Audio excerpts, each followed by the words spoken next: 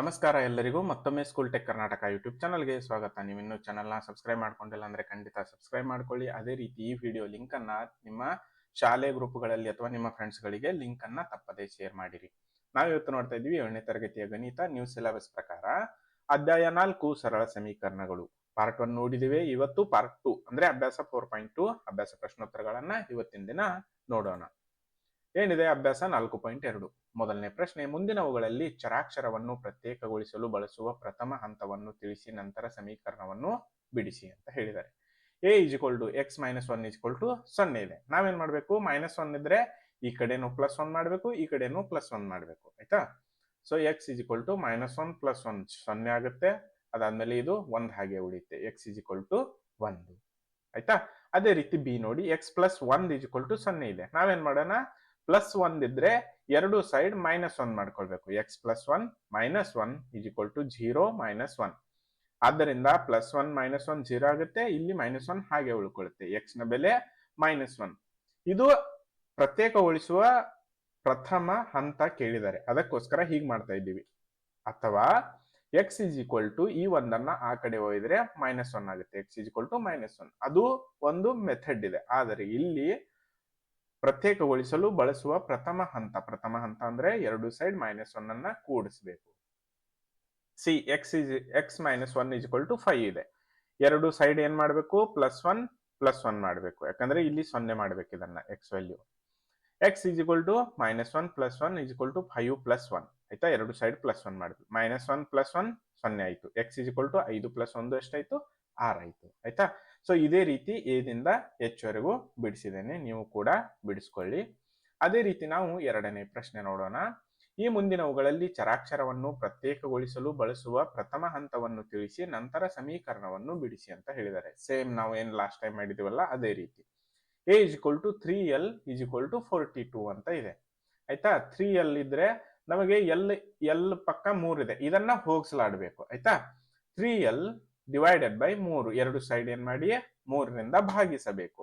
ಅದಕ್ಕೇನಾಗುತ್ತೆ, 3 ಇದು ಹೋಗುತ್ತೆ, 3 1 3 14, l = 14 ಬಂತು. ಅದೇ ರೀತಿ ಅವ್ರೇನ್ ಮಾಡಿದ್ದಾರೆ, ಪ್ರಥಮ ಹಂತವನ್ನು ತಿಳಿಸಿ ನಂತರ ಸಮೀಕರಣವನ್ನು ಬಿಡಿಸಿ ಅಂತ ಹೇಳಿದ್ದಾರೆ. ನಾವೇನ್ ಮಾಡ್ಬೇಕು, ಇನ್ನು l = 14 ಈ ಫಾರ್ಮುಲಾದಲ್ಲಿ ಹಾಕಬೇಕು. 3 × 14 = 42. ಇದು 3 14 42, ಇದು 42. LHS = RHS ಅಂದ್ರೆ ಎಡಭಾಗ = ಬಲಭಾಗ ಬಂತಲ್ವಾ? ಇದು ಉತ್ತರ. ಅದೇ ರೀತಿ ಇನ್ನು ಬಿ ನೋಡೋಣ.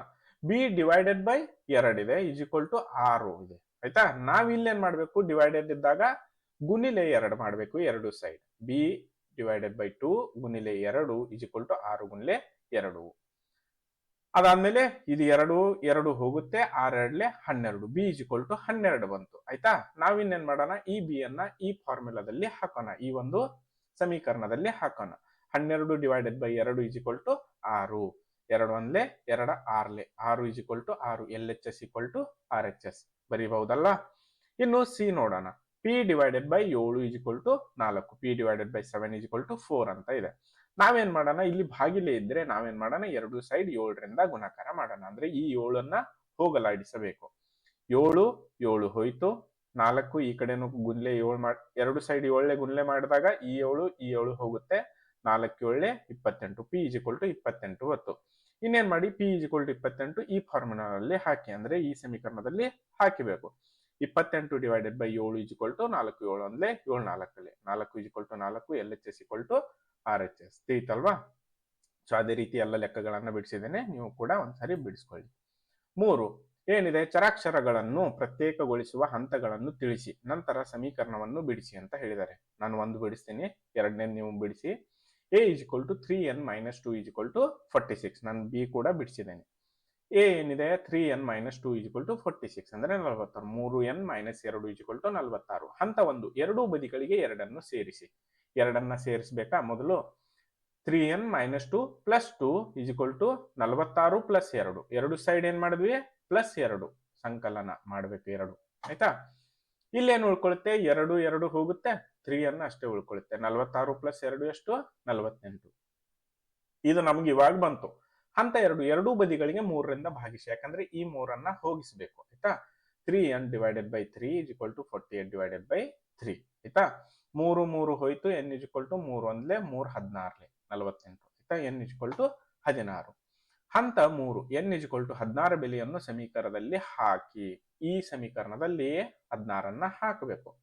3n - 2 is equal to 46, 3n - 2 is equal to 46, 3 ಗುಣಿಲೆ 16 - 2 46, 46 ಈ ಕಡೆನೂ ಬರುತ್ತೆ, ಈ ಕಡೆನೂ, ಅಂದ್ರೆ 48 - 2 ಎಷ್ಟಾಯ್ತು 46. ಈ 46 ಹಾಗೆ ಇಡಿ. ಆದ್ದರಿಂದ LHS ಈಕ್ವಲ್ ಟು RHS, ಸಾರಿ ಇದು RHS ಆಗಬೇಕು, RHS ಬರ್ಕೊಳ್ಳಿ, ಇಲ್ಲೂ ಕೂಡ RHS ಬರ್ಕೊಳ್ಳಿ ಆಯ್ತಾ. ಸೊ ಇದು ಎ ಬಿಡಿಸಿದ್ದೇನೆ, ಎ ಹೇಳಿದೆ, ಬಿ ಆಗಿದೆ, ಅದೇ ರೀತಿ ಸಿ ಕೂಡ ಬಿಡಿಸಿದ್ದೇನೆ, ಡಿ ಕೂಡ ಬಿಡಿಸಿದ್ದೇನೆ, ಮುಗಿತಲ್ವಾ. ಸೊ ಇದು 3ನೇ ಪ್ರಶ್ನೆ.